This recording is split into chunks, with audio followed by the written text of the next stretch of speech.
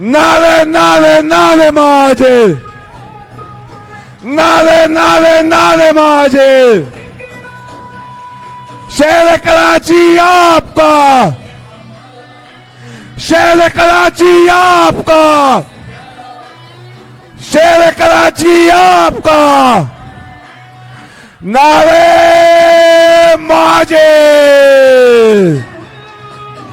नारे महाजिर। ये मैं आपसे दरख्वास्त करने आया, मेरी बात सुन लो। मैं दरख्वास्त करने आया, ये जितने कैमरामैन खड़े हुए ना, ये प्रोग्राम ही नहीं था कि आप लोगों का टेबल के ऊपर खड़े होगे, इसलिए कि मुझे मालूम है कि आप यहां से कवरेज करोगे। आपके मालिकान ये कवरेज बेचेंगे, ये जाके मालिकान कवरेज एजेंसियों को देंगे। कोई कवरेज नहीं होती। मैं आपके हाथ जोड़ के बोलता हूं, ये टेबल से नीचे उतारो अपने कैमरे, ये कैमरे अपने टेबल से नीचे उतारो। मेरे बेटा जल्दी करो, बस बस बस। ये कैमरे टेबल से नीचे उतारो। जो वॉलंटियर्स हैं इनकी मदद करो, वॉलंटियर्स इनकी मदद करो, जल्दी से कैमरे उतारो। मेरे और मेरे लोगों के दरमियान ये कैमरे नहीं होने चाहिए।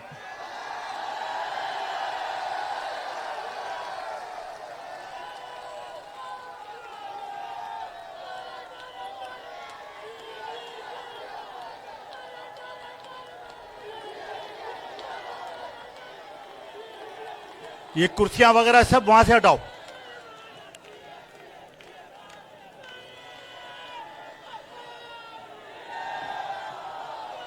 किसी के कैमरे को कोई नुकसान नहीं हो, इनकी हेल्प करो, हेल्प करो, जल्दी करो। जमशेद भाई उतारो इसको।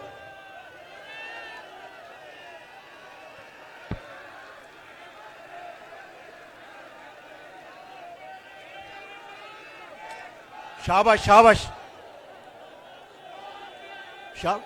जल्दी करो,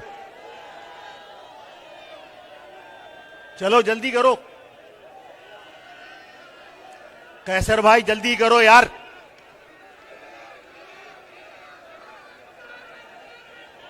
कैसर भाई जल्दी करो, तमाशा नहीं करो।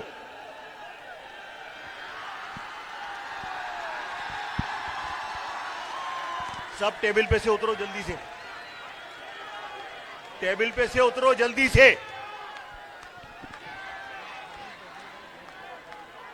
टेबल पे से उतरो जल्दी से।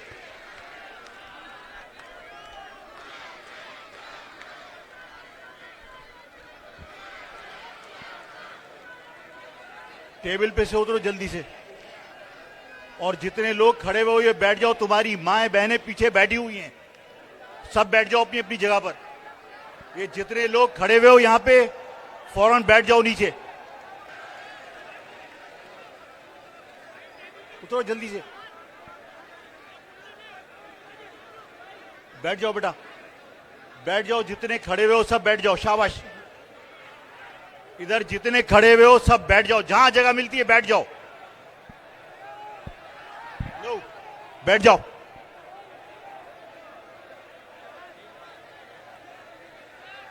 हेलो, ये इंतजामिया, हेलो उतरो नीचे।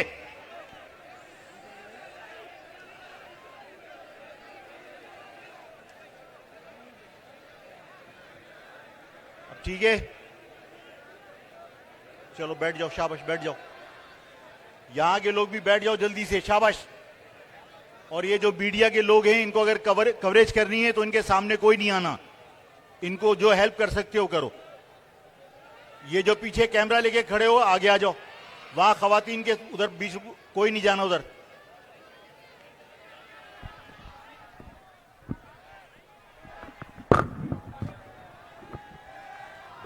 मैं अकीदत जुबैर खान को, मंसूर उल हक शहीद को, शोएब कोटी शहीद को सलाम अकीदत, फैसल भाई शहीद को, और सलाम रफीक शेख शहीद और अथर उस्मानी भाई शहीद को, और सलाम डॉक्टर साबिर को, और सलाम उन तमाम महाजिर शोहदा को जिनके खून से आज भी महाजिर लफ्ज जिंदा है, जिनके लहू का सदका है कि आज महाजिर कौम मुत्तहिद है। मैं यहां मौजूद मेरी कौम की माओं, बहनों, बुजुर्गों को और मेरी कौम के महाजिर नौजवानों को जो मेरी कौम का हौसला हैं, जो मेरी कौम का फख्र हैं, जो मेरी कौम की उम्मीद हैं, उन सबको अस्सलाम वालेकुम।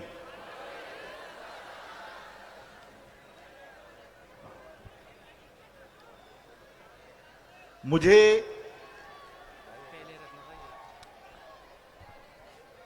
ये जो लोग खड़े हैं पीछे, जो माएँ बहनें हैं ना, उनको नजर नहीं आ रहा है, तो जितने लोग हैं, हेलो,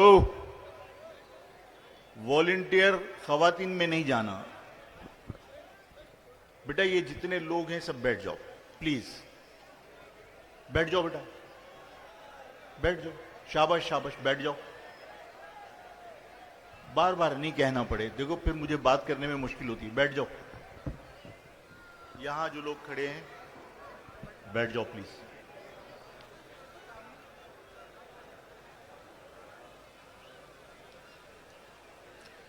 मैं क्या आपसे बात कर सकता हूं? आवाज आपकी नहीं आ रही है मुझे। आपसे बात करना आज जरूरी है। आप क्या वक्त दे सकते हैं? 11:15 बज रहे हैं, क्या आप वक्त दे सकते हैं? कितना वक्त दे सकते हैं? 1 घंटा, 2 घंटे, कितना वक्त दे सकते हैं? सिर्फ वक्त देना जरूरी नहीं है। जो बात आज आफाक आपसे करना चाहता है, उस आफाक को पूरी संजीदगी से, पूरे गौर से सुनने की जरूरत है। यार ये क्या तमाशा है? ये क्या हो रहा है? ये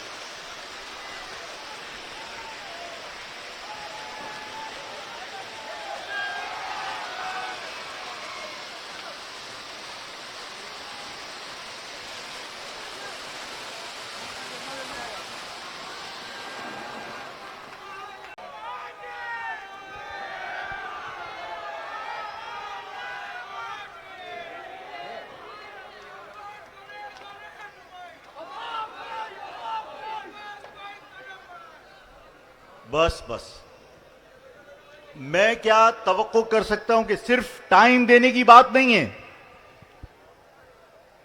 और संजीदगी का मुजाहरा यह नहीं होता कि आफाक बात कर रहा हो और तुम्हारी आवाज कहीं से आ रही हो। संजीदगी का मुजाहरा यह है कि आफाक अगर बात कर रहा है तो जब तक जरूरी ना हो तुम्हारी आवाज नहीं आनी चाहिए। शाबाश, शुक्रिया।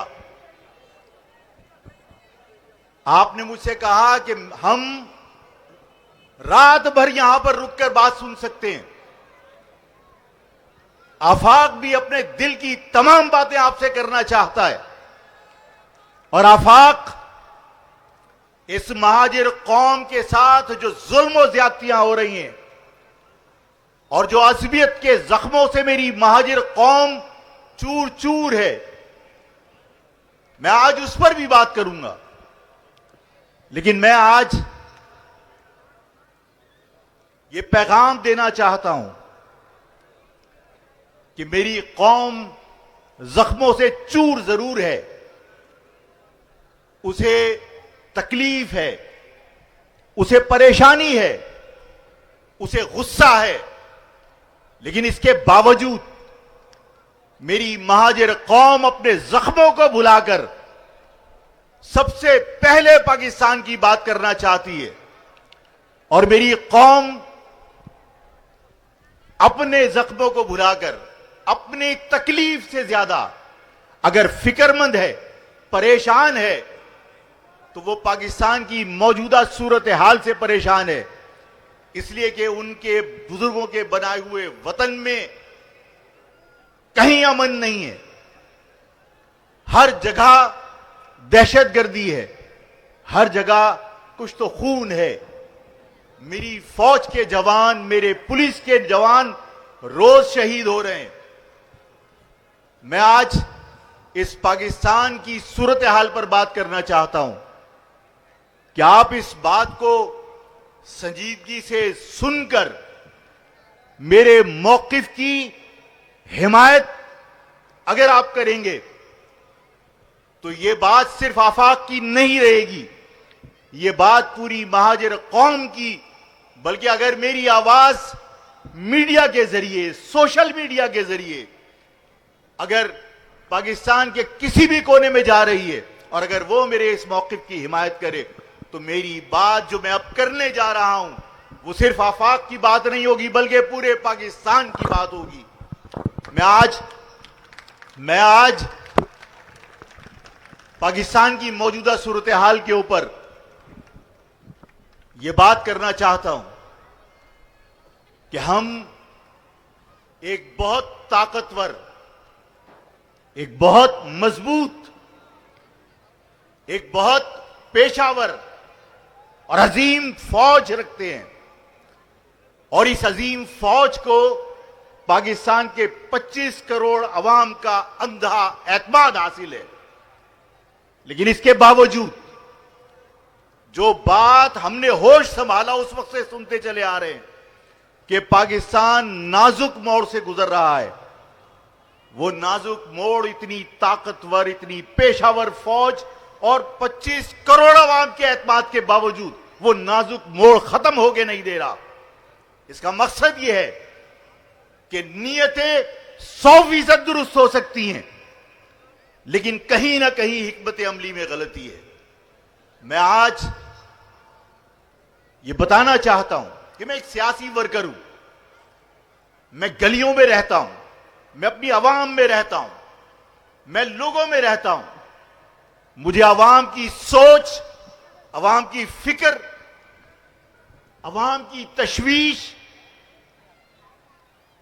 इन सब से मैं वाकिफ हूं, और इन अवाम की अक्कासी करते हुए, इनकी सोच और इनकी फिक्र की अक्कासी करते हुए, मैं एक मुहिब्बे वतन पाकिस्तानी की हैसियत से मैं पाकिस्तान के field marshal general Asif Munir से गुजारिशात करना चाहता हूं, और वो ये है कि जनाब मोहतरमा फातिमा जिन्ना जो मादरे वतन थी, उसने तहरीक पाकिस्तान में कायद आजम के शाना बशाना कुर्बानियां दी थी। जनरल अय्यूब के दौर में उसके ऊपर तशद्दुद किया गया, जनरल अय्यूब के दौर में उसको हिंदुस्तान का एजेंट कहा गया, उसको गद्दार कहा गया। और चीफ साहब, वो दिन है और आज का दिन है, गद्दारी के सर्टिफिकेट बटना थमने को तैयार नहीं है, रुकने को तैयार नहीं है। उसी तरह, उसी तसल्जुल के साथ इस मुल्क में गद्दारी के सर्टिफिकेट बांटे जा रहे हैं जो रुकना चाहिए। आज मैं चीफ साहब से यह कहना चाहता हूं कि यकीनन आपकी बैनुल अक़वामी सतह पर लोगों के साथ जो जंगें हो रही हैं ईरान की या अमेरिका की, आप उसमें बहुत अहम किरदार अदा कर रहे हैं, सुलह करवाने में सालिसी का रोल प्ले कर रहे हैं, बिल्कुल कर रहे हैं आप। लेकिन जनाब, कभी आपने सोचा है कि आपको इस मुल्क के अंदरूनी मामलात में उलझाकर 3 दिहाइयों से जो चंद खानदान इस पाकिस्तान को लूट रहे हैं, उन्होंने आपको अंदरूनी मामलात में उलझाकर आपके पीछे छुपकर लूट मार का बाजार गर्म किया हुआ है, और इस लूट खसूट का मलबा मुल्क के सलामती के इदारों पर गिर रहा है। आपको जहां आप बैनुल अक़वामी सतह पर अपना किरदार अदा कर रहे हैं, इस मुल्क की सलामती के लिए, इस मुल्क के इस्तेहकाम के लिए चीफ साहब आपको कुछ कड़वे फैसले करने पड़ेंगे। मैंने जिस तरह आपसे अर्ज की कि नियतों पर यकीन है, शक नहीं है कि नियतें सही हो सकती हैं, लेकिन कहीं ना कहीं हिकमत अमली में गलती जरूर हो रही है, और उन गलतियों को दूर करने के लिए मैं गुजारिश करता हूं आर्मी चीफ से, फील्ड मार्शल से, कि जनाब ताकत के इस्तेमाल को रोकिए, और इस ताकत के इस्तेमाल को रोकने के साथ साथ आप फैक्ट फाइंडिंग कमेटी बनाइए जो आला अदलिया के जजिस पर मुश्तमिल हो, जो नेशनल असेंबली के अंदर इख्तिदार और हज़्ब इख्तिलाफ के अराकीन पर मुश्तमिल हो, जो एक्स सर्विसमैन सोसाइटी जो आर्मी की है उसके नुमाइंदों पर मुश्तमिल हो, और साथ में जो सूबा अनार्की का शिकार है, जो सूबा दहशतगर्दी का शिकार है, उस सूबाई असेंबली के नुमाइंदों पर मुश्तमिल एक फैक्ट फाइंडिंग कमेटी बनाइए जो वजूहात तलाश करे इन मसाइल की, इन चैलेंजेस की, इन दहशतगर्दियों की जिसका हम और आप सामना कर रहे हैं, जिसका मुल्क सामना कर रहा है। और उस फैक्ट फाइंडिंग कमेटी की रिपोर्ट के साथ साथ उनसे तजावीज मांगिए कि तुम्हारी फाइंडिंग की मौजूदगी में इन मसाइल का हल क्या है, और उन मसाइल के हल के ऊपर जो फाइंडिंग्स आती हैं, जो लोग अपनी रिपोर्ट तैयार करते हैं, जो लोग तजावीज तैयार करते हैं, पाकिस्तान के 25 करोड़ अवाम को एतमाद में लेने के लिए वो फैक्ट फाइंडिंग रिपोर्ट और उन मसाइल के हल के ऊपर जो तजावीज हैं वो पब्लिक की जानी चाहिए, वो शाये की जानी चाहिए, ताकि लोगों को पता चले कि कहां हमसे गलती हो रही है।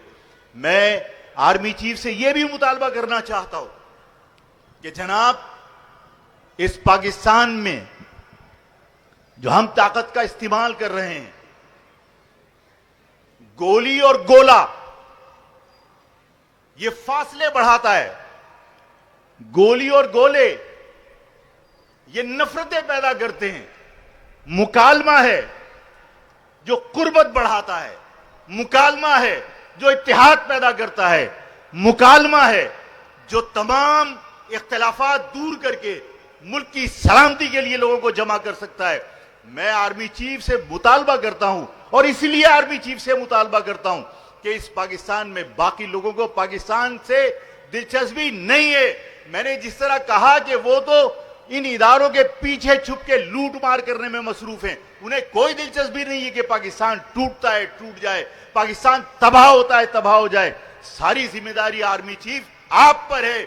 आप इस पाकिस्तान में जो सियासी अदम इस्तेहकाम है, जो इस पाकिस्तान के अंदर जो अनारकी है, गैर यकीनी कैफियत है, उसके खात्मे के लिए और मुश्तरका जिद्दोजहद के लिए आज मैं आपसे गुजारिश करता हूं कि उन तमाम लोगों के लिए जिनके साथ आपके मामलात सही नहीं है या जिनको बात करने के लिए आप तैयार नहीं है, मैं खुदा का वास्ता देता हूं, हाथ जोड़ के दरखास्त करता हूं कि खुदा के वास्ते चाहे मौलाना फजलुर रहमान हो, चाहे अचकजई हो, चाहे अल्ताफ हुसैन हो, चाहे अख्तर बेंगल हो, चाहे कोई शख्स हो, चाहे महारंग बलोच हो, सबके लिए बातचीत के दरवाजे, सबके लिए डायलॉग के दरवाजे खोलने का ऐलान कीजिए।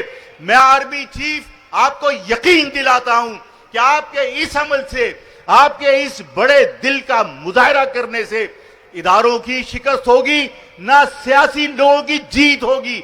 अगर कोई जीतेगा, अगर किसी को फतह हासिल होगी तो मेरा और आपका पाकिस्तान होगा, इसके अलावा किसी की जीत नहीं होगी।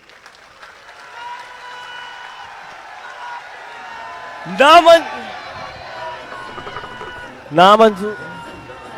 हेलो, मैं आर्मी चीफ को फिर कहना चाहता हूं कि जनाब मेरा यह मुतालबा बिला वजह नहीं है, यह गुजारिश मेरी बिला वजह नहीं है।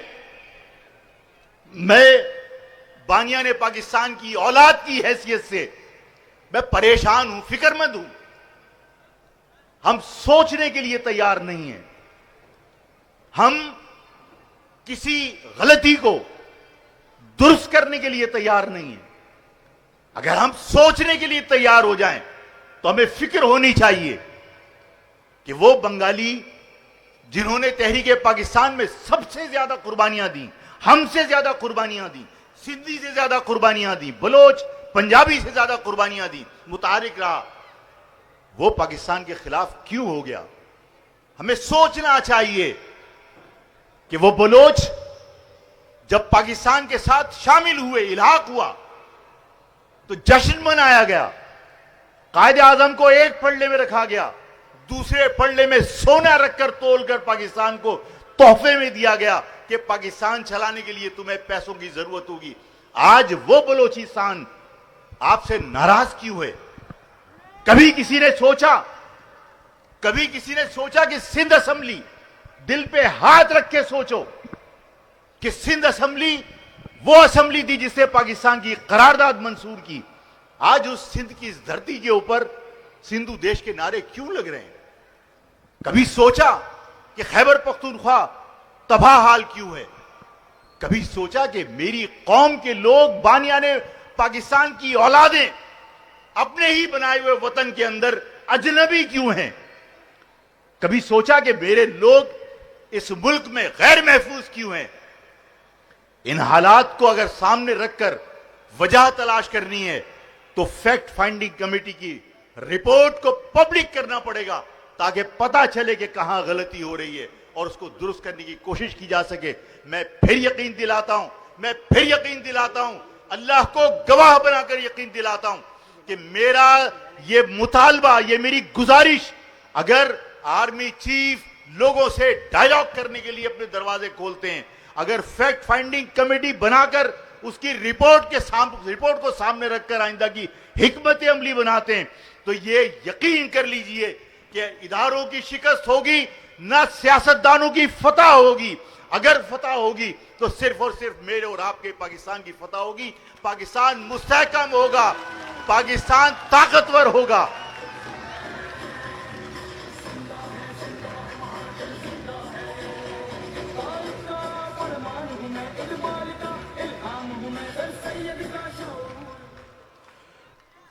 मेरी महाजर, मैं मीडिया के जो लोग खड़े हुए हैं, मैं उनका शुक्रिया अदा करता हूं कि उन्होंने मेरे कहने पर बैठ गए। और ये जो सोशल मीडिया वाले खड़े हुए हो ना, कुर्सी यहाँ, ये टेबल के पीछे, ये भी कुर्सी लेके आगे बैठो, वरना मैं किसी को भेज के फिर यहाँ बिठाऊंगा। जी आगे आगे बैठो, पीछे खवातीन को से निकलो। अच्छा ये बात मैंने क्यों कही थी?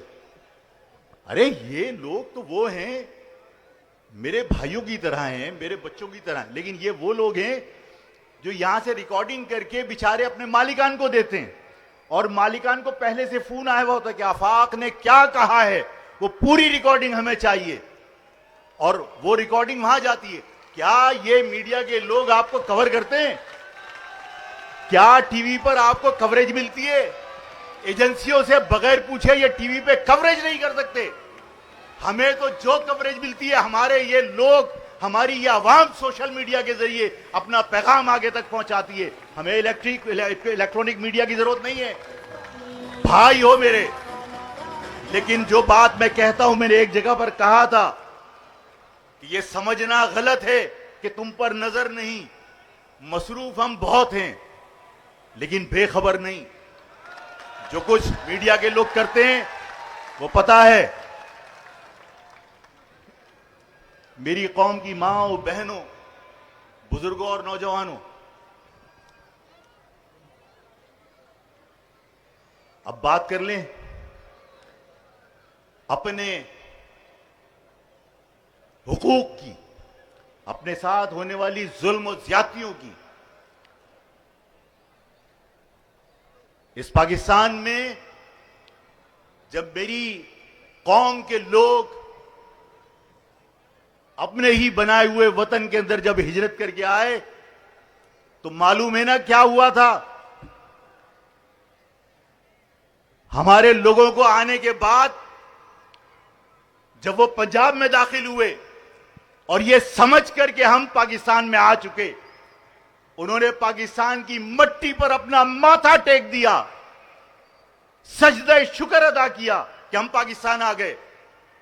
सिंध की जमीन पर जब आए तो ये सोच कर आए कि ये मेरे बाप दादाओं का बनाया हुआ वतन है और मैं अपने बनाए हुए वतन में जा रहा हूं। यहां आए तो अल्लाह का शुक्र अदा करके सजदा शुक्र भी अदा किया और इस मिट्टी के ऊपर माथा टेक कर यह यकीन किया कि मैं अपने वतन में आ गया। लेकिन सिंध में भी यही कहा गया कि आगे है पाकिस्तान, और पंजाब में भी यही कहा गया कि आगे है पाकिस्तान, और किसी ने अपनी नहरी जमीन पर आफाक के बुजुर्गों को करीब रुकने तक नहीं दिया। और इस शहर में जो बबूल का शहर था, जो कीकर का शहर था, जहां पीने को पानी मयसर नहीं था, वहां धकेल दिया गया। मेरे बुजुर्गों का हुनर था, मेरे बुजुर्गों की तालीम थी, उन्होंने इस शहर को शहर बना दिया। लेकिन जानते हो कि ये कौन लोग कर रहे हैं? वो लोग जो ये कहते हैं कि ये पाकिस्तान सिंध की धरती पर बना है, ये पाकिस्तान पंजाब में बना है, ये पाकिस्तान खैबर पख्तूनख्वा में बना है, ये पाकिस्तान बलूचिस्तान में बना है। और सिंध के लोग हमें ताने देते हैं कि पाकिस्तान सिंध की धरती पर बना है और तुम्हें हमने पनाह दी है, हमने तुम्हें यहां पर रहने के लिए जगह दी है, तुम हमारी धरती पर आए हो। मैं आज ये बात कहने पर मजबूर हूं। मैं बहुत एहतियात करता हूं कि किसी की दिल शिकनी ना हो, किसी की, मैं कोशिश करता हूं कि किसी का इज्जत नफ्स मजरू ना हो। लेकिन जब मेरी माओं को, मेरी बहनों को, जब मेरे बुजुर्गों को ताने दिए जाएंगे कि सिंध की धरती पर हमने पनाह दी है, तो मैं ये कहने पर मजबूर हूं कि ये कहने वाले लोग वो लोग हैं जिनके तन के ऊपर धोती के अलावा कुर्ता नहीं होता था। ये वो लोग ताने तुम्हें देते हैं कि जिनकी जायदादें नहीं, उनकी औरतें, उनकी माएं बहनें हिंदुओं क्या गिरवी रखी थी। ये तुम्हारे बुजुर्गों की कुर्बानी का समर है कि आज उनकी माएं बहनें आजाद हैं। हमारी भी वो माएं बहनें थीं, अगर वो आजाद हुई, हिंदुओं के पास गिरवी रखी थी, हम भी खुश हैं, हम भी अल्लाह का शुक्र अदा करते हैं। लेकिन ये कहना कि सिंध की धरती पर पाकिस्तान बना था और तुम्हें हमने सिंध की धरती पर पनाह दी है, तो मैं आज ये बात वाज़ेह तौर पर कह देना चाहता हूं, आप भी सुन लीजिए। और जितने लोग ताना देने वाले हैं, जितने लोग एजेंसियों के लोग हैं, सब कान खोल के सुन लो कि पाकिस्तान सिंध की धरती पर नहीं बना, पाकिस्तान पंजाब की धरती पर नहीं बना, पाकिस्तान खैबर पख्तूनख्वा की धरती पर नहीं बना, पाकिस्तान बलूचिस्तान की धरती पर नहीं बना। पाकिस्तान अगर बना है तो मेरे 20 लाख बुजुर्गों की लाशों के ऊपर बना है, और उस पाकिस्तान पे तुमसे ज्यादा मेरा हक है, मेरे लोगों का हक है। हम लेके रहेंगे, हम लेके रहेंगे इन भेदभाव से, इस लूट मार से। आवाज नहीं आ रही है? इस लूट मार से मैं आज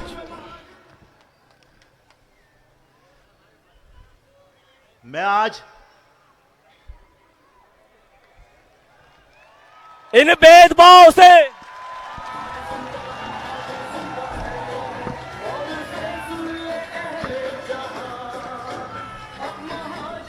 हम लेके रहेंगे आजादी, हम लेके रहेंगे इन भेदभाव से, इन लूटमार से, इन झूठे वादों से, गुंडागर्दी से, सिंध के वडेरों से, कौम के इन गद्दारों से। बस बस बस बस बस बस। देखो, एक चीज तो मैंने अभी आपको ये कही कि ये सिंध की धरती पे नहीं बना पाकिस्तान। पाकिस्तान मेरे 20 लाख बुजुर्गों की लाशों पर बना है। साथ में कहते हैं कि भूखे नंगे आए थे, इसका भी जवाब दूं? भूखे नंगे कहने वाले लोग, जिस तरह मैंने कहा कि एक धोती के अलावा तन पे कुर्ता नहीं होता था, हिंदुओं की गुलामी करते थे, और ताना हमें देते हैं कि हम नंगे भूखे आए थे। इस पाकिस्तान के अंदर किसी के पास सरकारी मुलाजमीन को देने के लिए तनख्वाह के पैसे नहीं थे। मेरे बुजुर्ग थे जिन्होंने पाकिस्तान भर के सरकारी मुलाजमीन को अरसे दराज तक अपनी जेब से तनख्वाहें दी हैं। ये थे भूखे नंगे लोग।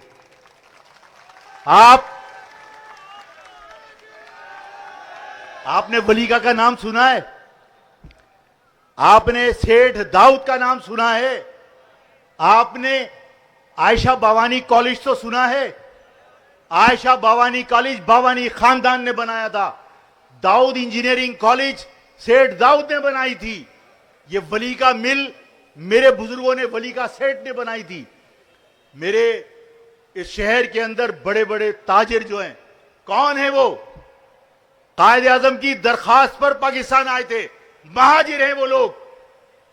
अब अगर कोई शख्स ये कहता है कि नंगे भूखे आए थे, मैं आज अब यहां आपकी सपोर्ट चाहता हूं कि मेरे साथ जवाब दो कि अगर वलीका सेठ को, तवक्कल सेठ को, बावानी सेठ को, हबीब खानदान को, अगर पाकिस्तान से उनको और उनकी तमाम फैक्ट्री और मालिकों को, तालीमी इदारों को अगर पाकिस्तान की तारीख से निकाल दो तो कुछ बचेगा? कुछ बचेगा? कुछ भी नहीं बचेगा। अगर इसी तरह इस पाकिस्तान के अंदर रईस हमरोई को निकाल दो, जॉन एलिया को निकाल दो, आप परवीन शाकिर को निकाल दो, आप जोशमली आबादी को निकाल दो, अगर इन शोरा को निकाल दो, इनकी शायरी को निकाल दो, तो पाकिस्तान में कुछ बचेगा? कुछ नहीं बचेगा। कुछ बचेगा? कुछ नहीं बचेगा। अगर आप इसी शहर में, आप इसी पाकिस्तान की तारीख से आप शफी उस्मानी साहब को, रफी उस्मानी साहब को, उनकी इल्मियत को, अगर आप मौलाना सलीमुल्लाह के जलाल को, मुफ्ती रशीद के जलाल को इस पाकिस्तान की तारीख से निकाल दो, पाकिस्तान में कुछ बचेगा? कुछ बचेगा? जवाब सिलो आ रहा है। क्या कुछ बचेगा? जवाब इसी तरह आना चाहिए। मुझे बताइए कि अगर असलम बेग के तदब्बुर को, अगर जनरल मुशर्रफ की अदाओं को, अगर मेरे बुजुर्ग जनरल यूसुफ कायम खानी की मूंछों के रोब को इस पाकिस्तान से निकाल दो तो कुछ बचेगा? कुछ नहीं बचेगा। अगर इसी तरह लियाकत अली खान की सखावत को, पाकिस्तान से मोहब्बत को, अगर सरदार अब्दुल रब नश्तर की मोहब्बत को, उसकी सखावत को पाकिस्तान से निकाल दो, कुछ बचेगा? अगर डॉक्टर कदीर के जो मोहसिन पाकिस्तान है, अगर उसको और उसके एटम बम को पाकिस्तान से निकाल दो, कुछ बचेगा? कुछ नहीं बचेगा। अगर पाकिस्तान के अंदर कायदे आजम बंबई से हिजरत करके आते हैं, अगर उस कायदे आजम को जो महाजिर है पाकिस्तान की हिस्ट्री से निकाल दो, तो क्या पाकिस्तान में कुछ बचेगा? जब हमारे बगैर पाकिस्तान में कुछ बचेगा नहीं, तो यह बात यकीन से कहता हूं और तुम भी यकीन कर लो कि पाकिस्तान हम हैं और हम ही पाकिस्तान हैं, और पाकिस्तान से पाकिस्तान को जुदा नहीं किया जा सकता।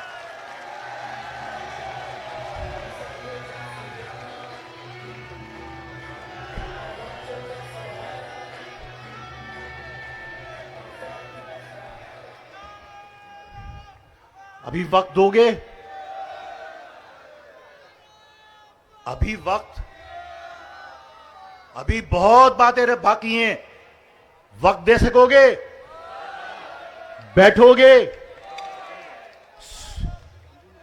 रिस्पांस चाहिए, जवाब चाहिए। सिंध असेंबली में एक करारदाद पेश हुई थी। आइन में, पाकिस्तान के आइन के अंदर मौजूद है कि नए सूबे बन सकते हैं, और पाकिस्तान के आइन के अंदर सूबे बनाने की बाकायदा तरीक़ेकार लिखा है।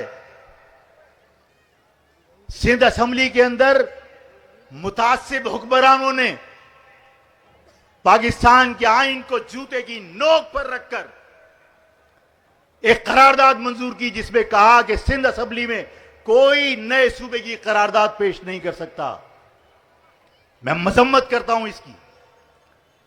ये वही लोग हैं जिनके कायद ने, जिनके बानी ने मशरकी पाकिस्तान तोड़ा था। मशरकी पाकिस्तान 2 लाख अगर हुआ तो उसमें मुतासिब भुट्टो का किरदार था, और आज उसकी बाकियात, उसकी जमात इस पाकिस्तान को टुकड़े टुकड़े करना चाहती है। बाकायदा सिंध के अंदर पीपल्स पार्टी की सरपरस्ती में पाकिस्तान मुर्दाबाद के नारे लगते हैं, पाकिस्तान न खबे के नारे लगते हैं, पाकिस्तान के खिलाफ नारे लगते हैं। मैं आज पीपल्स पार्टी से यह बात कहना चाहता हूं कि मैं ये कहता हूं और मैं अपनी बात पर कायम हूं कि मशरकी पाकिस्तान को बांग्लादेश बनाने वाला भुट्टो था, और इस पाकिस्तान को मजीद टुकड़े करने के लिए पीपल्स पार्टी साजिशें कर रही है। और अगर पीपल्स पार्टी मुल्क के खिलाफ साजिश में मुलविस नहीं है, और अगर पीपल्स पार्टी इस मुल्क से मोहब्बत करती है, तो जिस तरह तुमने सूबे के खिलाफ करारदाद मंजूर की, इस मुल्क में, इस सूबे में तुम्हारी नाक के नीचे, तुम्हारी सरपरस्ती में, तुम्हारे पैसों के साथ मुल्क के खिलाफ नारे लग रहे हैं, सिंधु देश के नारे लग रहे हैं, पाकिस्तान मुर्दाबाद के नारे लग रहे हैं। अगर पीपल्स पार्टी इस साजिश में मुलविस नहीं है तो पीपल्स पार्टी फौरी तौर पर सूबाई असेंबली से, सिंध असेंबली से करारदाद मंजूर कराए कि जो लोग सिंध के अंदर पाकिस्तान के खिलाफ नारे लगा रहे हैं, सिंधु देश के खिलाफ नारे, सिंधु देश के नारे लगा रहे हैं, पाकिस्तान मुर्दाबाद के नारे लगा रहे हैं, वो पाकिस्तान के गद्दार हैं, वो दहशतगर्द हैं, और उनके खिलाफ कार्रवाई होनी चाहिए। अगर ये करारदाद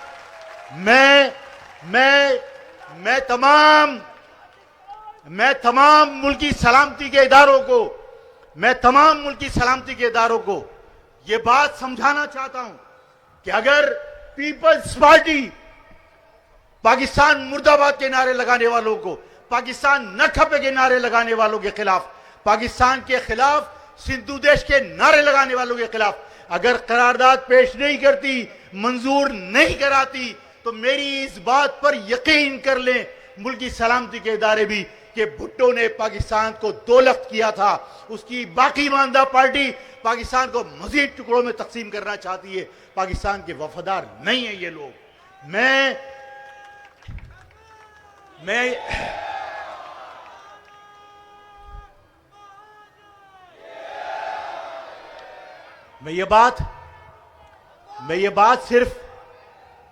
ये बात सिर्फ मुल्की सलामती के इदारों को बताकर ओहदा बरा नहीं होना चाहता।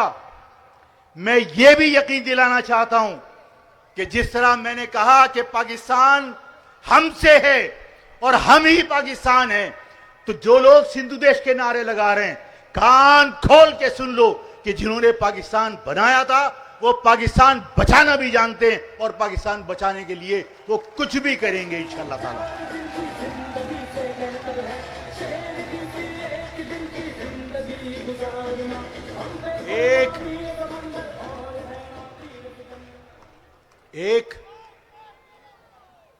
एक सीरियस मामला, और वो मामला ये है कि कल मेरी निगाह से एक स्टेटमेंट गुजरा। ये मरकजी कायदीन ये भी मेरी बात को तवज्जो से सुनो। कल मेरी निगाह से वजीर आजम का एक स्टेटमेंट गुजरा। वजीर आजम कह रहे हैं कि हम सऊदी अरब के साथ खड़े हैं और पाकिस्तान की आवाम सऊदी अरब के साथ खड़ी है। मैं आज ये ऐलान करना चाहता हूं कि फॉर्म 47 पर गवर्नमेंट बनाने वालों को क्या ये इख्तियार हासिल है कि वो पूरे पाकिस्तान की आवाम की नुमाइंदगी करें? ये फॉर्म 47 के ऊपर असेंबलियों में पहुंचने वाले ये यकीन दिला रहे हैं कि पाकिस्तान की आवाम उनके साथ है और वो सऊदी अरब के साथ खड़े हैं। मैं आज ये बात कहना चाहता हूं कि पाकिस्तान की आवाम अपने मुस्लिम उम्मा के साथ खड़ी है। मुस्लिम उम्मा के 2 बिरादर मुल्कों में अगर कभी कोई लड़ाई होगी तो पाकिस्तान की आवाम किसी एक तरफ खड़ी नहीं होगी, बल्कि सालिसी का किरदार अदा करेगी। यह खतरनाक अमल है कि 2 मुस्लिम ममालिक के दौरान ये मुस्लिम बिरादर मुल्कों के दौरान कोई लड़ाई है और पाकिस्तान ये कहे कि जनाब हम सऊदी अरब के साथ खड़े हैं, खाने काबा की हिफाजत के लिए, मदीना मुनव्वरा की हिफाजत के लिए डंके की चोट पर अपनी फौज को लेकर जाओ, हम तुम्हारे साथ खड़े हैं, इसमें किसी को कोई शिकायत नहीं है। इसलिए कि खाने काबा और मदीना मुनव्वरा अहले हदीस के लिए भी मुकद्दस है, शिया के लिए भी मुकद्दस है, बरेलवी के लिए भी मुकद्दस है, देवबंदी के लिए भी मुकद्दस है। हर मकतबे फिक्र के लिए मदीना और मक्का उसकी जान से ज्यादा अजीज है। उसकी हिफाजत के लिए अगर यहां से फौज भी जाएगी तो हम उसके साथ हैं, लेकिन बादशाहतों को बचाने के लिए अगर पाकिस्तान की अफवाज भी जा रही है तो मैं फिर कहूंगा 10 बार सोचिए, इसलिए कि मक्का और मदीना के ऊपर अवाम आपके साथ खड़े होंगे। लेकिन अगर किसी दो इस्लामी बिरादर मुल्कों की लड़ाई में हम किसी एक तरफ खड़े हुए तो सिर्फ आप खड़े होंगे, अवाम कभी भी दो इस्लामी मुमालिक के दरमियान एक तरफ खड़ी नहीं होगी, दोनों के साथ खड़ी होगी, दोनों के साथ सालिसी का किरदार अदा करेगी, दोस्ती कराने की कोशिश करेगी, किसी के साथ फरीक नहीं बनेगी। मेरी इस बात से इत्तिफाक करते हैं, मेरी इस बात से इत्तिफाक करते हैं आप, तो जवाब जोर से दिया जाना चाहिए।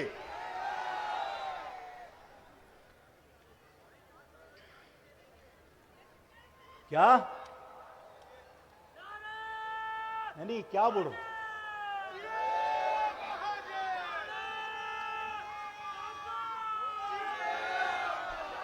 अच्छा चलो सहाफी, चलो सहाफी हजरात, हेलो हेलो हेलो, बस बस, सहाफी हजरात, जाहिर है कि ये सहाफी हजरात में से बहुत सारे सहाफत में अभी आए होंगे, लेकिन इनमें मैं कुछ सहाफियों को जानता हूं जो बहुत सीनियर हैं। सहाफी अपने दिल पर हाथ रख के बताए कि आफाक ने यह कहा था कि 1986 वाला माहौल वापस आएगा। आज 1986 वाला माहौल इन सहाफियों को नजर आ रहा है या नहीं?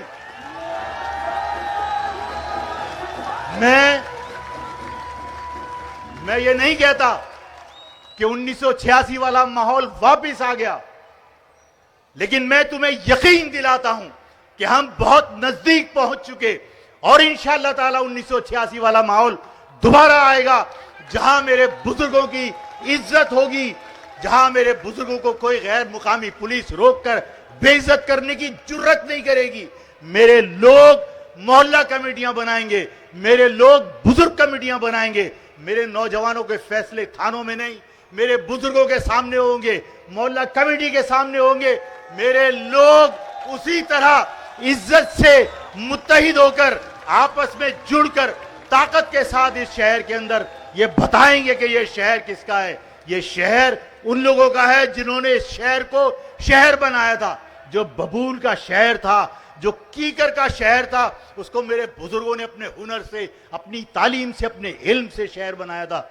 ये 1986 का दौर वापस आने वाला है। आज उसकी झलक साफियों ईमानदारी से बताओ नजर आती है या नहीं आती है?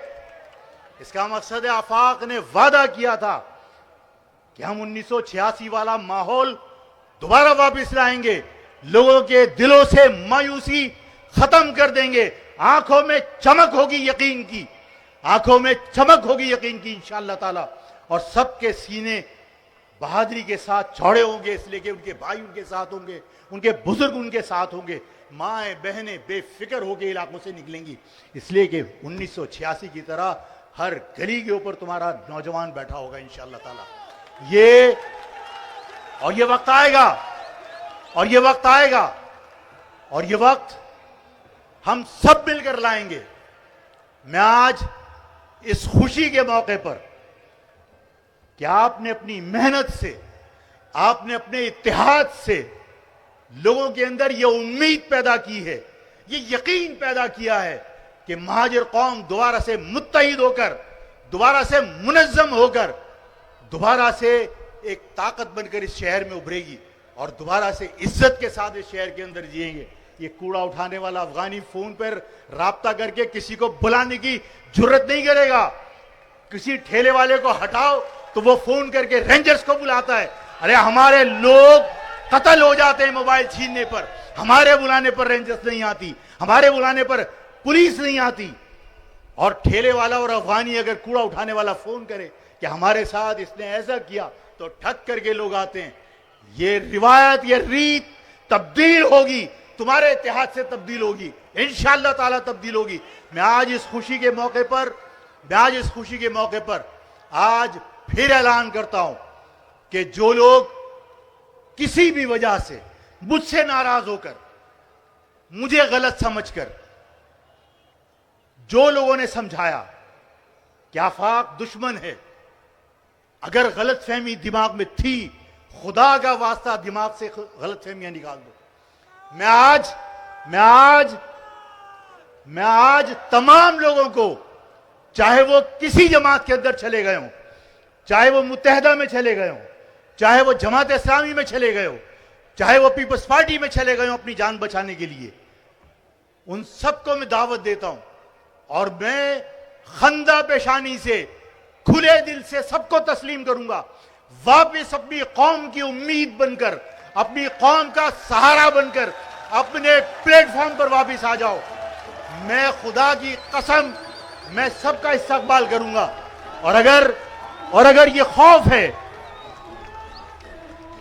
ये बात मेरी पसंद आई आपको, मैं सबको दावत देता हूं वापस आ जाओ। और मैं ये कहना चाहता हूं कि दिलों में ये खौफ अगर है कि हमने मुत्तहदा छोड़ी तो हमें पकड़वा देंगे, हमने फला को ज्वाइन किया तो गिरफ्तार हो जाएंगे। अरे यार, तुम जिन लोगों से डर रहे हो वो तुम्हारी तरह दो हाथ पांव वाले इंसान हैं, वो जमीन पर खुदा नहीं है। और दूसरी बात, उनमें से कोई मेरा रिश्तेदार है, उनमें से कोई तुम्हारा रिश्तेदार है, उनमें से कोई इनका रिश्तेदार है, वो सब हमारे रिश्तेदार हैं। अगर हम उन्हें समझाएं कि भाई तुम गलत कर रहे हो, जो तुम फॉर्म 47 के जरिए जिन गधों को तुम असेंबली में पहुंचाते हो, वो तुम्हारे शहर को भी नहीं बना सकते, वो इस कौम को भी डिलीवर नहीं कर सकते। अगर हम एक जगह जमा होकर इस शहर में ताकत की तरह, यहां पत्थर की तरह अगर गड़ जाएंगे तो इस मुल्क का दिफा करेंगे। अगर हम पत्थर की तरह गढ़कर मजबूत होंगे तो हम सिंधु देश का मुकाबला कर सकते हैं, हम इस पाकिस्तान की हिफाजत कर सकते हैं। ये हमारे ही तो रिश्तेदार हैं, इन्हें समझाने की जरूरत है। इन्हें कोई ये समझाओ कि ये मुल्क तुमसे ज्यादा मेरा है। इस मुल्क के खिलाफ अगर मेरी हुब्बुल वतनी चेक करना चाहते हो तो आज अगर मैं ये कहता हूं कि यह मुल्क उनसे ज्यादा मेरा है, मेरे बुजुर्गों का है, मेरी कौम के लोगों का है, मेरी हुब्बुल वतनी चेक करना चाहते हो, महसूरीन मशरकी पाकिस्तान को जाकर देखो कि 66 कैंपों में आज भी जानवरों की तरह जिंदगी गुजारते हैं, लेकिन पाकिस्तानी परचम उठाकर वो यहां पाकिस्तान आने का इंतजार करते हैं। यह है हुब्बुल वतनी की मिसाल। अगर कोई और मिसाल चाहिए वो भी देने को तैयार हैं, लेकिन खुदा का वास्ता हमारे सब लोग रिश्तेदार हैं।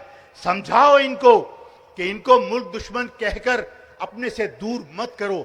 इस पाकिस्तान में पहले ही गद्दारी के सर्टिफिकेट बांट बांट कर आपने पाकिस्तान के लोगों को मुतनफिर कर दिया। मैं यकीन दिलाता हूं कि पाकिस्तान के लोग पाकिस्तान के खिलाफ नहीं है, हमारी हरकतों से, हमारे रवैयों से नाराज हैं। पाकिस्तान से कोई नाराज नहीं हो सकता। इस पाकिस्तान को बनाने के लिए बलोच ने भी कुर्बानी दी है, इस पाकिस्तान को बनाने के लिए पख्तून ने भी कुर्बानी दी है, इस पाकिस्तान को बनाने के लिए सिंध असेंबली में करारदाद पास हुई थी। महाजिरों का रिकॉर्ड उठाकर देख लो, 20 लाख अफराद कुर्बान किए थे इस पाकिस्तान को बचाने के लिए, बनाने के लिए। तो वो लोग पाकिस्तान के खिलाफ कैसे सोच सकते हैं? लोगों को यकीन दिलाओ, लोगों को एहसास दिलाओ कि इस पाकिस्तान के अंदर जेन्युइन लीडरशिप को आने दो, रास्ते मत रोको, इंतखाबात चोरी मत करो, अवाम के ऊपर छोड़ दो। अवाम आफाक को अगर पसंद करती है, आफाक खंबे को कहेगा, खंबे को वोट डालेंगे। महाजिर नजरिए के नाम पर इस शहर में अगर एक बार आपने फैसला कर लिया कि मुझे सरोकार नहीं कि नेशनल असेंबली का मेंबर का नाम क्या है, सूबाई असेंबली के मेंबर का नाम क्या है, अगर मैं 1986 वाले दौर को वापस लाने की बात करता हूं तो वापस उसी वक्त आएगा जब महाजिर नजरिए पे शक्ल देखे बगैर, नाम पूछे बगैर, सिर्फ और सिर्फ महाजिर परचम उठाकर जो कैंडिडेट तुम्हारे पास आ जाए, आंख बंद करके उसको वोट डाल देना। इंकलाब आएगा, इंशाअल्लाह ताला इंकलाब आएगा इस शहर के अंदर, इस मुल्क के अंदर।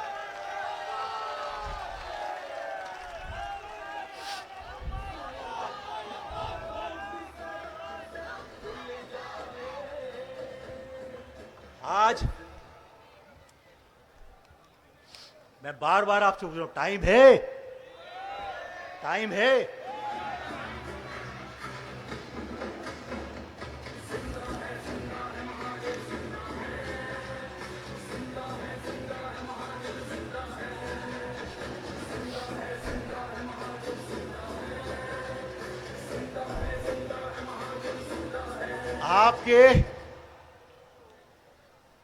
आपके शहर में लोग ये बातें कर रहे हैं कि कराची को वफाक के हवाले कर दिया जाए। पीछे आवाज आ रही है, लाइब्रेरी के पास जो लोग खड़े हैं आवाज आ रही है, हाथ हिला के बताओ आवाज आ रही है पीछे।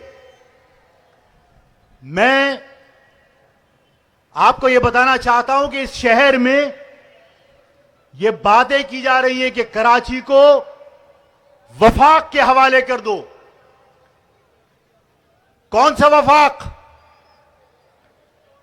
वो वफाक जिसने तुम्हें पूरा गिना ही नहीं और सिंधियों के साथ साजिश करके तुम्हारी पीठ में छुरा घोंप कर 3.5 करोड़ इंसानों को 2 करोड़ गिना गया। अगर वो वफाक तुम्हें पूरा गिन लेता तो क्या आज 5.5 करोड़ के इस सूबा सिंध के अंदर सिर्फ कराची के 3.5 करोड़ वोटों से क्या इंतखाब जीतना मुश्किल था? क्या 3.5 करोड़ लोगों को पूरा गिन लेते तो क्या वजीर आला सिंधी होता? कभी नहीं हो सकता था। वजीर आला अगर होता तो वो तुम्हारी कौम का होता। तुम्हें पूरा गिना नहीं गया, तुम्हारे पीठ में छुरा घोंपा गया। तुम्हें यह कहा जाता है कि सिंध ने तुम्हारे साथ ज्यादती की। बिल्कुल ज्यादती की है, जुल्म किया है, नौकरियों से बेदखल किया है, तालीमी मैदान में हमारा कत्लेआम किया है। लेकिन क्या वफाक ने, अगर हमसे वफाक हमदर्द होता तो क्या वफाक ने हमारी मोहब्बत में हमारे आंसू पहुंचने के लिए, हमारे जख्मों पे मरहम रखने के लिए क्या उसने वफाकी इदारों में आपको मुलाजमत दे दी? क्या केपीटी में वफाक में मुलाजमत तुम्हें मिली? क्या पीआईए में तुम्हें मुलाजमत वफाक ने दे दी? क्या स्टील मिल में मुलाजमत दे दी? क्या एफआईए में मुलाजमत दे दी? क्या नैब में मुलाजमत दे दी? तुम्हें वफाक ने अपने इदारों में भी मुलाजमत नहीं दी। अगर कराची में एफआईए के अंदर लोगों को भर्ती करना होता है तो पंजाब से भर्ती करके कराची पोस्ट किया जाता है। कराची की नशिस्तों पे कराची के लोगों को वफाक ने भी भर्ती नहीं किया। कराची को कहा जाता है वफाक के हवाले कर दो। कराची कोई किसी की कॉलोनी नहीं है। कराची इस शहर के लोगों का शहर है और कराची के फैसले इस्लामाबाद की ठंडे कमरों में नहीं बल्कि कराची की सड़कों पर कराची के अवाम करेंगे। और कराची के अवाम कभी भी आका तब्दील करने की जिद्दोजहद का हिस्सा नहीं है कि हम सिंधियों की गुलामी से निकलकर हम वफाक की गुलामी में चले जाएं। हम गुलामी चाहते ही नहीं, हम तो आजादी लेने के लिए जद्दोजहद कर रहे हैं। हमारी जिद्दोजहद आजादी की है। इस फरसुदा निजाम से, इस जरदारी के सिस्टम से, इस दरबारी अदलिया से, इस माशी कत्लेआम करने वाले वडेरों से हम तो आजादी चाहते हैं। हम आका तब्दील करने की जिद्दोजहद में शामिल नहीं हो सकते। हमारे मुंह में सरकारी जबान नहीं है। हम अपने जमीर के कैदी हैं। हम अपने जमीर के मुताबिक काम करते हैं और हमारा जमीर ये कहता है कि महाजिर कौम में गुलाम पैदा नहीं हुए।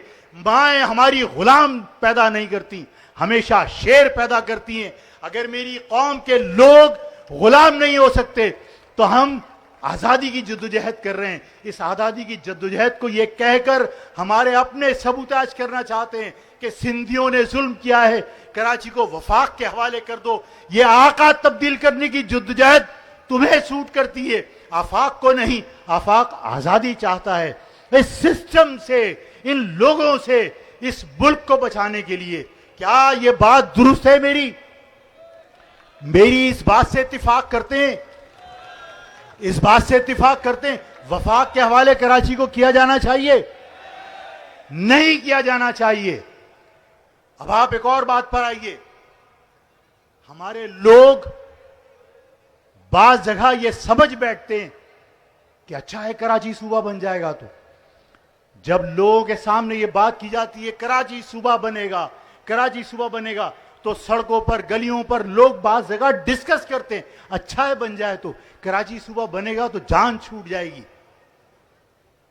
मुझे और आपको अपनी कौम का हमदर्द होना चाहिए या दुश्मन होना चाहिए? मुझे जवाब चाहिए, जोर से चाहिए।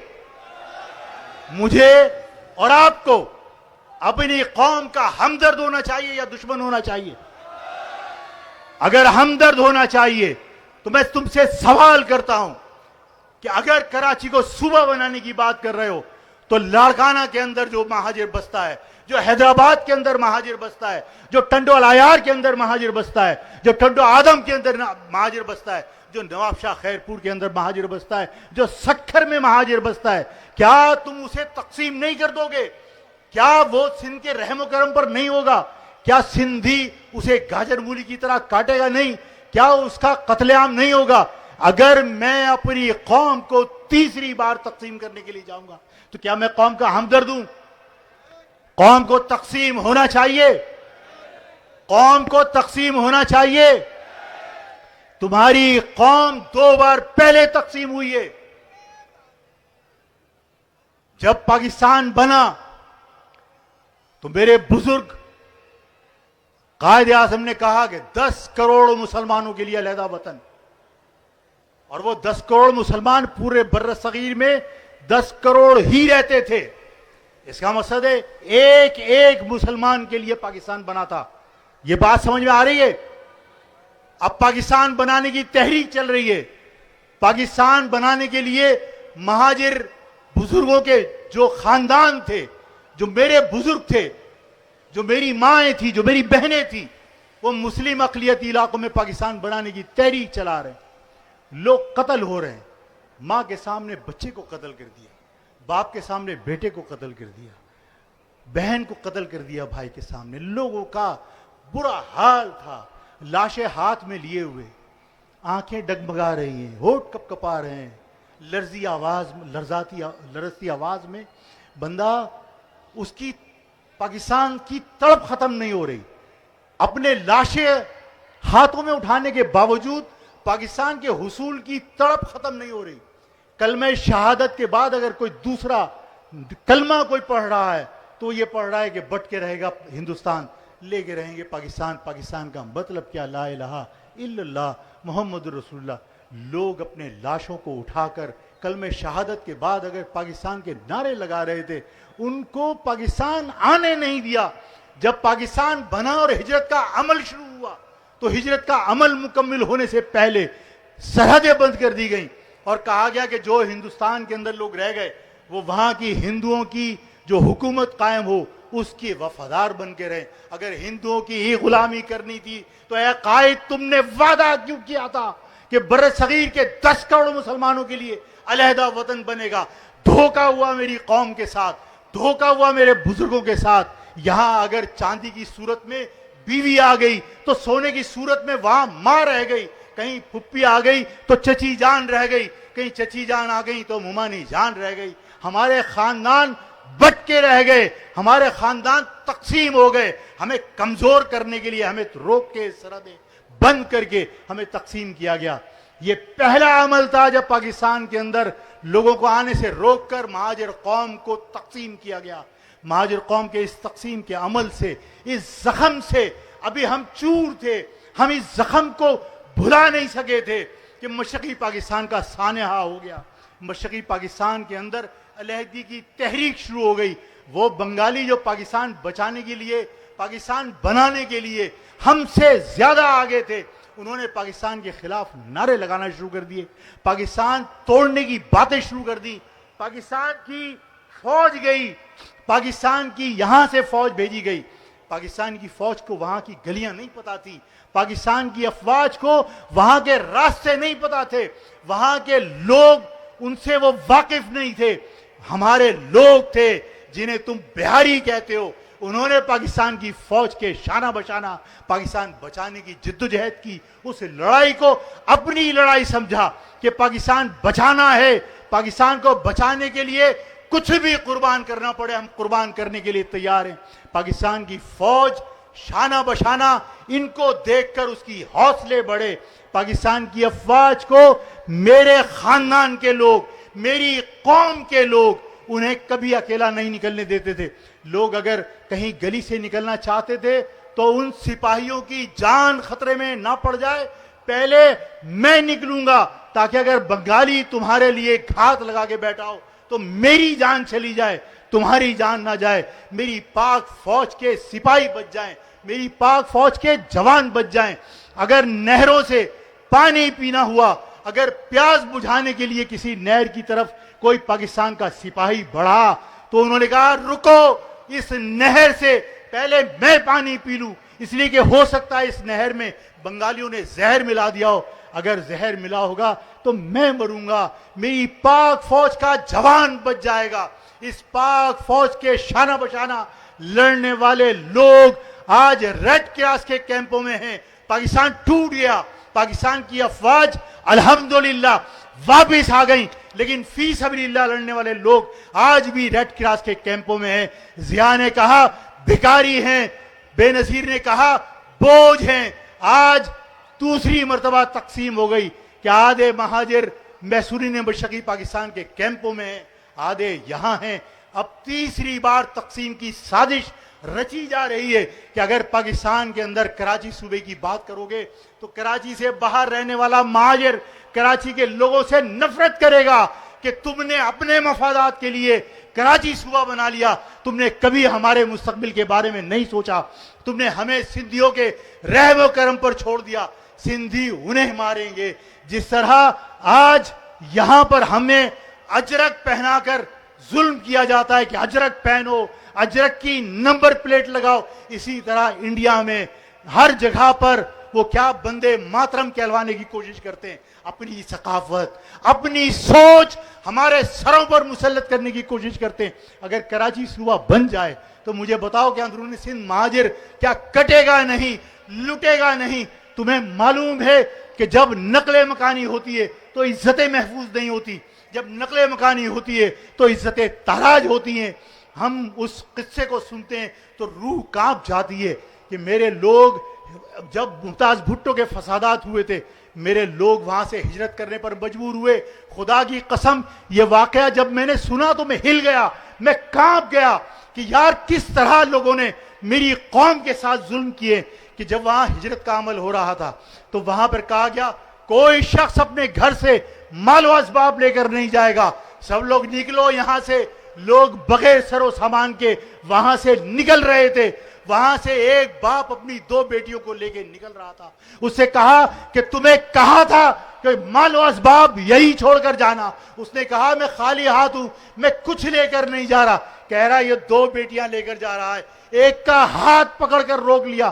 खुदा की कसम, क्या दुख की तकलीफ की वो रात होगी। वो बाप अपनी उस बेटी को छोड़कर दूसरी बेटी की इज्जत बचाने के लिए हाथ पकड़कर उसने आगे का सफर शुरू कर दिया कि एक की इज्जत बच जाए। एक वहां छोड़कर आने पर मजबूर हुआ। नकले मकानी कोई अच्छा अमल नहीं होता। जब तक तुम मुत्तहिद नहीं हो तुम्हें लोग काट देंगे। अगर यहां से सक्खर तक का महाजिर एक नहीं हुआ और अगर उसने ये बताया नहीं कि सक्खर में अगर किसी महाजिर को तकलीफ पहुंची तो यहां कोई तकलीफ पहुंचाने वाले का खानदान सही सलामत बचेगा नहीं, तब तक तुम्हारी कौम को कोई बख्शेगा नहीं। आज अगर सिंध की, आज अगर कराची की तकसीम की बात करोगे तो कराची की तकसीम का मकसद यह है कि अपनी कौम के लोगों को तकसीम करोगे। तुम्हारा इत्तेहाद तुम्हारी इज्जतें बचा सकता है, तुम्हारा इत्तेहाद तुम्हारी बेटियों को, तुम्हारी बहनों को महफूज बना सकता है। और अगर तुमने कराची को अलग सूबा बनाने की साजिश का हिस्सा बनने का कभी सोचा भी, तो ये सोच लेना अंदरून सिंध के महाजिर तुम्हें कभी माफ नहीं करेंगे। हमें सक्खर के आखिरी कोने तक एक एक महाजिर के मफादात का दिफा करना है और इस शहर में बैठकर करना है। अगर कोई ये समझता है कि आफाक ने कराची सूबे की तहरीक से इनकार कर दिया, तो यस, तुम्हारी हिमायत में इनकार कर रहा हूं कि कराची सूबा हमारी आवाज नहीं है, हमारा मुतालबा नहीं है, ये पंजाब की साजिश है। कराची सूबा हमारा मुतालबा नहीं है। सूबा बनेगा, लाजमी बनेगा, हर कीमत पर बनेगा, किसी गैर के बैसाखियों पर नहीं, अपनी कौम के जोरे बाजुओं पर बनेगा। और सिंध के शहरी अवाम के साथ मिलकर पूरे सिंध के शहरी इलाकों पर नया सूबा बनेगा और इस सूबे को कोई माय का लाल नहीं रोक सकता।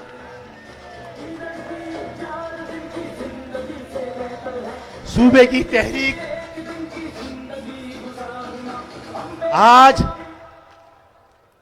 एक ऐलान यह हुआ कि आफाक और आफाक की कौम का कोई भी फर्द कराची सूबे का हामी नहीं है। आज कराची सूबे की इस साजिश को मुस्तरद करता है और साथ में ऐलान यह कि अपने जोरे बाजुओं पर सिंध के शहरी इलाकों पर अलहदा सूबा बनाएंगे और जरूर बनाएंगे। और उस सूबा बनाने के लिए मरहलावार तहरीक चलेगी। आफाक जहां बुलाएगा आओगे, जहां बुलाएगा आओगे। आफाक दावत देता है कि 13 तारीख को जिला वस्ती के अंदर जश्न पाकिस्तान मनाएंगे और वो जश्न पाकिस्तान भी शहरी इलाकों पर मुश्तमिल सूबे का हिस्सा होगा कि जो लोग सिंध के खिलाफ नारे लगा रहे हैं उनको बताएंगे कि हम इस पाकिस्तान से मोहब्बत करते हैं और पाकिस्तान से शहरी इलाकों को इसलिए अलग करना चाहते हैं कि सिंध के शहरी इलाके अलग होंगे तो सिंध का शहरी इलाका तरक्की करेगा, कराची तरक्की करेगा, कराची तरक्की करेगा तो मुल्क तरक्की करेगा। हम मरहलावार कराची ये सिंध के शहरी इलाकों पर मुश्तमिल सूबे की तहरीक चलाएंगे। साथ चलने के लिए तैयार हो गए? 13 तारीख को जिला वस्ती में जश्न पाकिस्तान में शरीक हो गया। आप हमारे लोग सरकार के साथ मिलकर काम करने में फख्र महसूस करते हैं। करो, गैर नहीं है, लेकिन जाहिर है कि अपने मफादात, अपनी कौम के मफादात कुर्बान कर कर मुखबिर बनना वो ज़ाहिर कौम को जेब नहीं देता। और ये उम्मीदें लगाना कि जो लोग तुम्हारी कौम को तकसीम करने के दर पे वो तुमसे मुखलिस होंगे, नहीं। मैं आज आपको बहुत सारी बातें जो है वो करना है मुझे, लेकिन मैं सोचता हूं कि 13 तारीख के लिए कुछ बातें छोड़ दी जाएं। मैं आज अपनी बात इस बात पर इख्तिताम कर देता हूं। मेरी बात जो जुमले वो गौर से सुनना। अभी ख़त्म नहीं कर रहा हूं, मैं अभी ख़त्म नहीं कर रहा हूं। जो लोग एजेंसियों के साथ राब्ते में रहकर समझते ना कि बहुत बड़ा काम कर दिया, तो मैं उनके लिए यही कहना चाहता हूं कि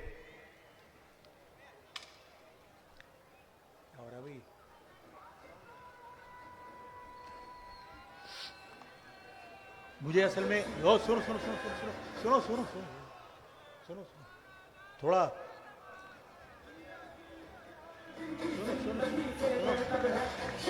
सुनो तुम, अच्छा सुनो तो, अबे सुनो तो।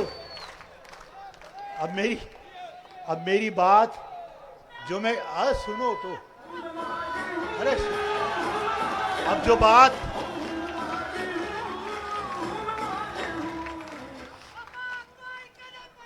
अच्छा अच्छा मैं सुनो, अरे सुनो, अच्छा सुनो,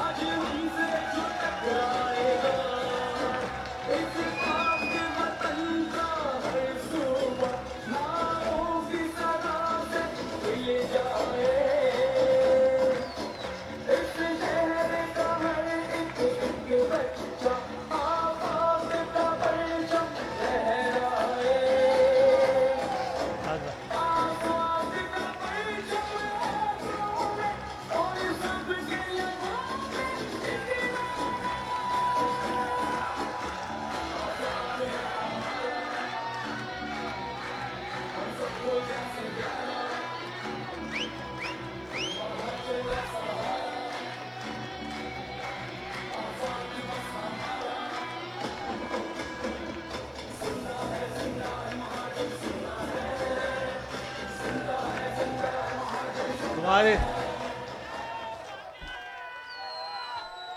अच्छा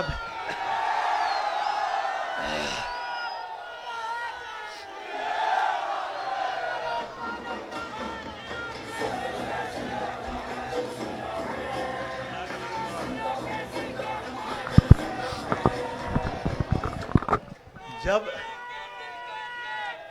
अच्छा अच्छा बस बस बस अच्छा बस बस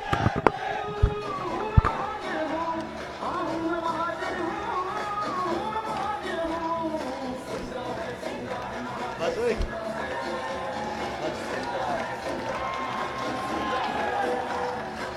बस बस बस बस बस बस बस बस अच्छा मैंने एक जलसे में कहा था कि जब ये महाजर परचम लहराता है तो तुम्हारे खून में उबाल आता है या नहीं आता?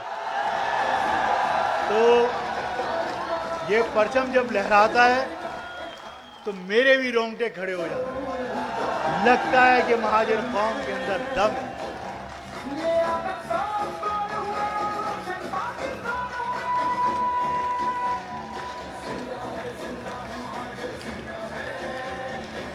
चलो जीते रहो, जीते रहो, चलो जीते रहो, सब खुश रहो, सब खुश रहो।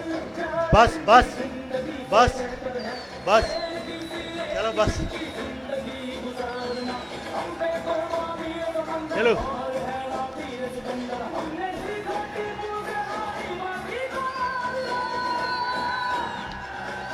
बस बस बस चलो चलो ओ बस बस करो। ओ इधर खवातीन भी बैठी हैं, उन्हें घर जाना है।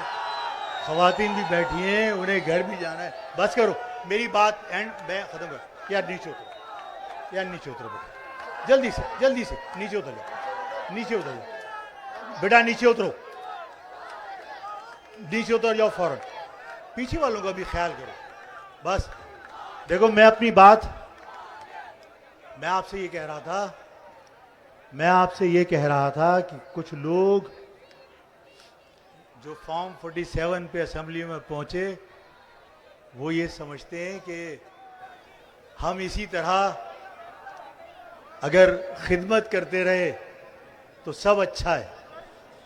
तो मैं उनके लिए कहना चाहता हूं, वाकिफ नहीं जो लोग सफर के उसूल से, दोहराओ इसको, वाकिफ नहीं जो लोग सफर के उसूल से, दोहराओ इसको,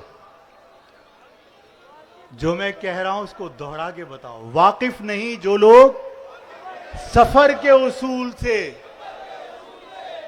भीख मांग रहे हैं बबूल से,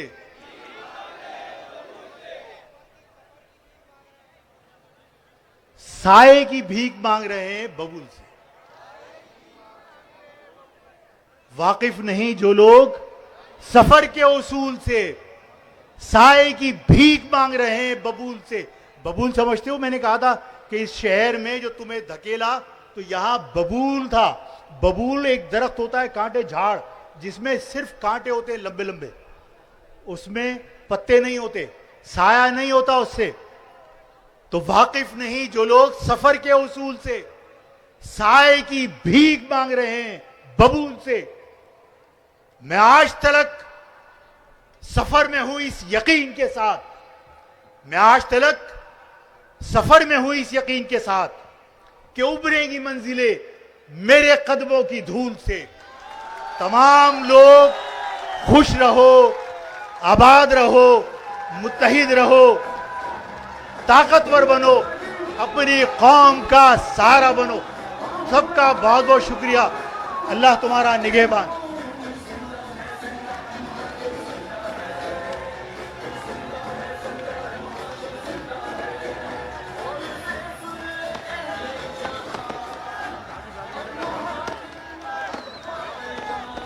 आल ताजिर बिरादरी के चेयरमैन शर्जील गोपलानी साहब हरम से लाया हुआ तोहफा चेयरमैन आफाक भाई को अपनी हाथ से पेश कर रहे हैं। शर्जील गोपलानी साहब।